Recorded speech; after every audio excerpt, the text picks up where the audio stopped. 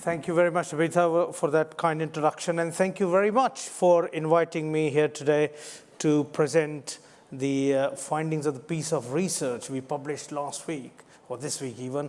It's called London AI Growth Capital of Europe.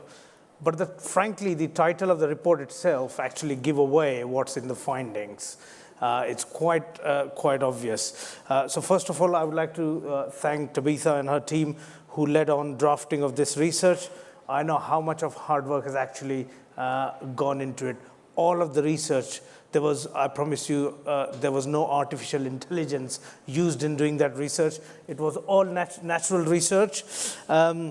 So the mayor commissioned this research to find the evidence base of what we had suspected already, really, that London is a global hub of AI, and it is leading the charge in Europe and is hot on the heels of San Francisco in many areas.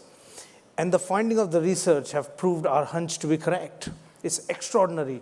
We have got 758 AI suppliers represented in London, and 654 of them are actually headquartered in London itself. It's extraordinary, phenomenal amounts, more than any other city in Europe.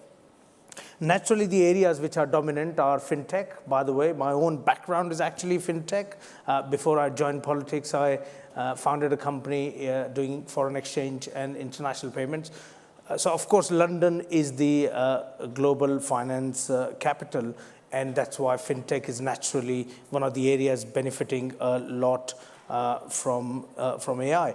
But there are also other well-developed clusters focusing on retail, media, entertainment, healthcare, pharmaceutical, government, and politics. I wonder how AI is actually going to work in politics. Will we see some AI, I'll be replaced by AI as the sort of deputy mayor for business or what? But what I found interesting from the research are the findings which indicate a long-term future for AI in London. And what makes it a long-term future is that the supplier base is overwhelmingly made up of SMEs. As we all know, just by and large, there are about 1 million SMEs in London. So they make up for 99.8% of all the businesses in London. And that is strongly reflected also in AI. But also at the rate at which these AI companies are growing is extraordinary. It's 42% per annum, which is almost double of the global average, which is 24%. This points to a long pipeline of innovative companies primed to grow and capitalize on the opportunities that London provides. The investor base and the academic base in London are world leading and are both betting on AI for the long term. And many of the educators and innovators are here in London in this very conference. The research found that the London's USP is demand, and this is something that is reflected across all sectors of our city's economy, but it's particularly relevant to the cross-cutting technologies like the AI. The mayor and I will be looking at how we can support businesses across a range of sectors to understand, integrate, and use AI to stay ahead of the curve and ensure London remains competitive and productive and future-proof, and we are ready for the great future. This is a real promise of AI as a technology. London has got some other unique sense. I always use this example that if you are in the US, New York is the finance capital, Washington, D.C. is the seat of the government, and Silicon Valley is where a lot of tech talent exists. But in London, we've got all of this in one place. We've got the talent, we've got a big financial center, big insurance sector, but also we are the seat of the government. So if you want to speak to the regulators, if you want to speak to the various government departments, they are just right here with a tube ride away. So it creates a huge strength of London. I also know that one of the themes of this festival is diversity or die. And while we might not exactly use that phrase, diversity is a very top priority for for the mayor and myself in City Hall, we are really hot on diversity, and we are doing huge number of initiatives to make sure that there is a very diverse workforce across London, but also within the mayor's remit as well. So the mayor directly and indirectly employs about 80,000 people in London through Metropolitan Police, Transport for London, Fire Brigade, and so on. And we have to lead by example.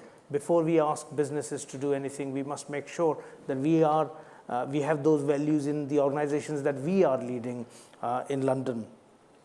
And particularly as Deputy Mayor, as somebody who was born and brought up in India, I think diversity is hugely important. And all Londoners should get an equal chance to get on in life. And I think it also makes good business sense. In fact, there was a research published by McKinsey, and they found that the diverse workforces are more productive and diverse companies are more profitable.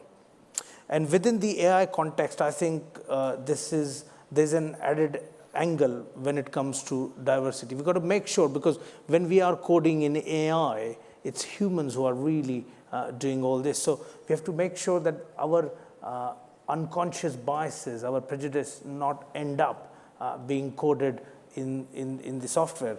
So because the algorithm we produce just follow simple rules, so we have to be very careful not to program some of our human prejudice, because otherwise it will end up making decisions which will exclude certain people, whether it's from the housing market, insurance market, mortgages, and also because AI is quite a lot used in the recruitment sector, also in jobs.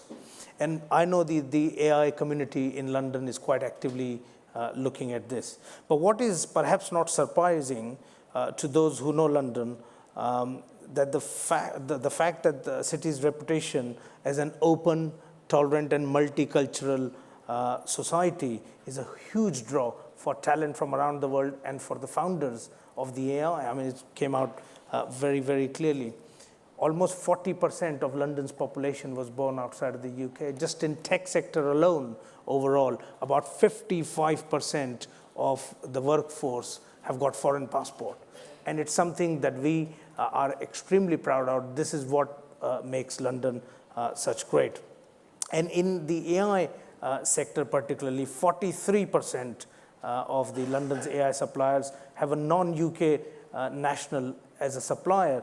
And the qualitative research showed that the London's reputation was a major factor why these companies choose London. So look, for those who are not from London, very much welcome to London. Those who are from London, I know you'll continue enjoying London. But whatever you do, enjoy your conference here, enjoy your time here, network a lot, do a lot of business, learn a lot from each other, because I know as an entrepreneur how much value there is in actually networking and getting together and solving some of the greatest challenges of our society. Thank you very much and have a great afternoon. Thank you. That was some great advice. Thank you. Thank